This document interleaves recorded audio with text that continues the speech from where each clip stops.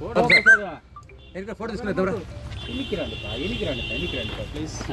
ఎన్నికి రాలి ఇంకా నువ్వు వీడియో తీసుకున్నావు కదా ఇంకా రల్లా ఇంకా రల్లా మీరు కొద్దిగా ఇట్లా రండి ఇట్లా సార్ ఇక్కడ చూడండి సార్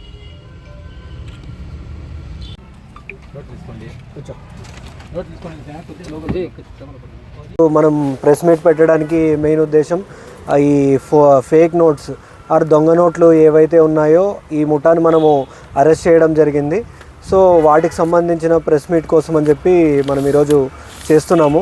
సో ఇందులో పట్టుబడిన మొత్తం ఎంతమంది ముద్దాయిలు ఈ దొంగ నోట్లు దాంట్లో ఉన్నారంటే మొత్తం 9 మంది ఉన్నారు.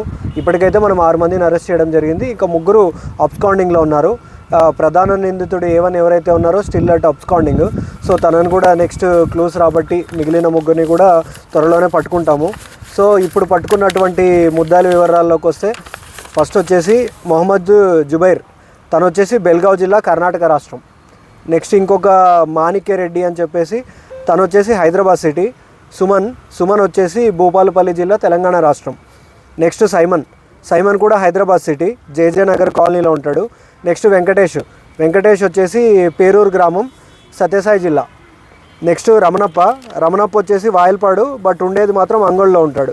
సో ఇలా వీళ్ళు మొత్తం ఈ ముఠా వచ్చేసి 9 మంది, మనం 6 మందిని పట్టుకోవడం జరిగింది. 3 అబ్స్కాండింగ్లో ఉన్నారు. సో ఈ క్రైమ్లోకి లోపలికి వెళ్తే ఇది ఎలా జరిగిందని మనం చూసుకున్నట్టయితే దీంట్లో మెయిన్ ఈ నోట్స్, ఈ ఫేక్ నోట్స్ అనేది తయారు చేసేది మెయిన్ ఎవరంటే A1. తను ఈ నోట్స్ అనేటివి తయారు చేస్తున్నాడు. ఈ క్రమంలో A2 జుబైర్ ఎవరైతే ఉన్నాడో తను పరిచయం అవుతాడు అనమాట. తను పరిచయం అయినప్పుడు వీళ్ళు ఎట్లా తీసుకుంటారంటే 1:2 షేర్. సో 1% అంటే 1 lakh suppose fake notes original notes ఇస్తే 2 లక్షలు ఫేక్ నోట్స్ ఇస్తారు.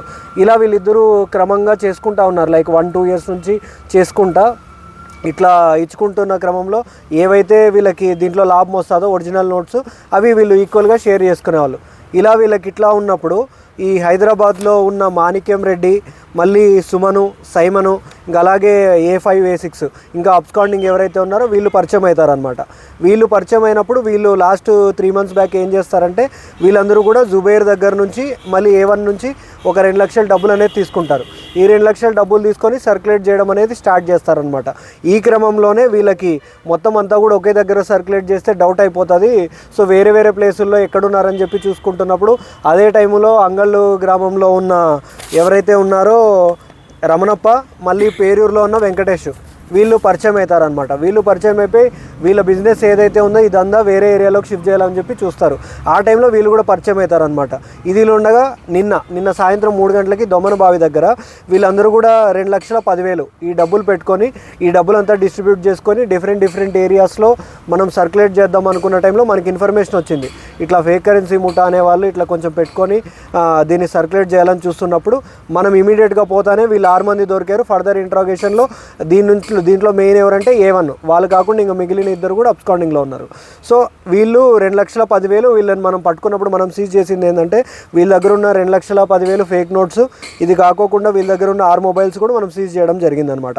సో వీటన్నిటిలో కూడా బాగా కష్టపడిన వాళ్ళు మా రూరల్ CA ఎవరైతే ఉన్నారో రవినాయక్ గారు, మా SI మధురామచంద్రుడు, ఇది కాకుండా సిబ్బంది ప్రసాద్, చక్రి, వెంకటేషు, ప్రతాపు, శ్రీనివాసు. సో వీళ్ళందరూ కూడా దీంట్లో బాగా కష్టపడినందుకు నేను ప్రత్యేకంగా అభినందిస్తున్నాను. అండ్ వీళ్ళకి రివార్డ్స్ కూడా ప్రపోజ్ చేయడం జరుగుతుంది. అండ్ మిగిలిన అక్యూస్డ్ని కూడా త్వరలో పట్టుకుంటాం. ఇంకా లింక్స్ ఎక్కడ ఉన్నాయనేది కూడా మేము త్వరలో ఛేదించడం జరుగుతుంది. Thank you.